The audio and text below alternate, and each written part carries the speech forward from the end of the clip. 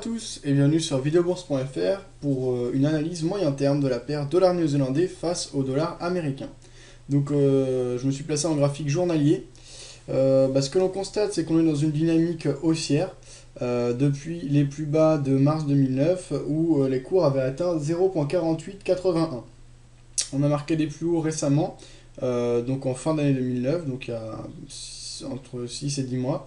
Fin octobre, bon, enfin quand même plus que ça, hein, il y a quasiment un an maintenant, donc il y a 10 mois, à 0,7626. Donc c'était une période très volatile, comme on l'a vu par rapport à de nombreuses paires.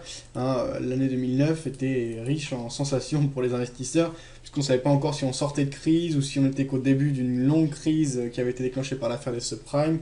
Ensuite, depuis fin 2009, début 2010, on a eu un dollar qui a joué son rôle de valeur refuge et qui s'est renforcé face au dollar néo-zélandais, avec notamment les inquiétudes liées à la situation de l'Europe, même si ça ne concernait pas directement cette paire, ça a renforcé le dollar qui joue un rôle de valeur refuge. Donc une évolution plutôt baissière, mais la dynamique de fond reste quand même largement haussière. Là, petit à petit, la crise grecque et la crise européenne semblent s'éloigner. Alors, on ne connaît pas la vérité, hein, les chiffres réels liés à l'économie, on les laisse aux analystes fondamentaux. Moi, personnellement, je ne suis pas du tout spécialiste, donc je ne vais pas me pencher longtemps là-dessus. Mais a priori, on parle moins de la situation économique de l'Europe inquiétante. Les investisseurs semblent vouloir repartir vers une évolution normale des marchés. Or, l'évolution normale des marchés par rapport à la paire dollar néo-zélandais face au dollar américain à moyen terme, comme on l'a vu, c'est une tendance plutôt haussière. Dans cette tendance, on a marqué une phase d'accélération haussière, une phase de correction, il nous reste éventuellement du potentiel pour une poursuite du mouvement haussier.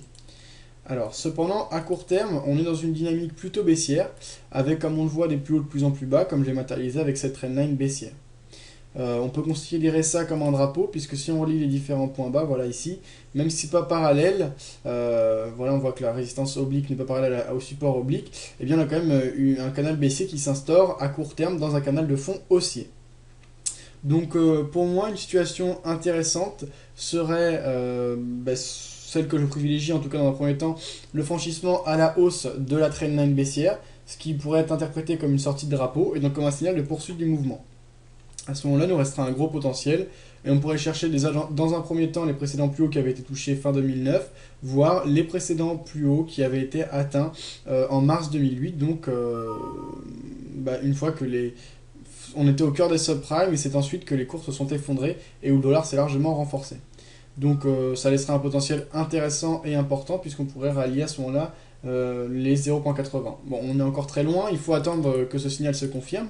Alors pour ceux qui ont une approche plutôt baissière par rapport à une analyse fondamentale, ou pour ceux qui veulent, ou pour ceux qui ne sont pas convaincus de la poursuite du mouvement haussier pour le dollar néo-zélandais face au dollar américain, on pourrait avoir un signal short intéressant, un cas de franchissement à la baisse de la trendline haussière qui est marqué ici et qui marque le bas du canal haussier.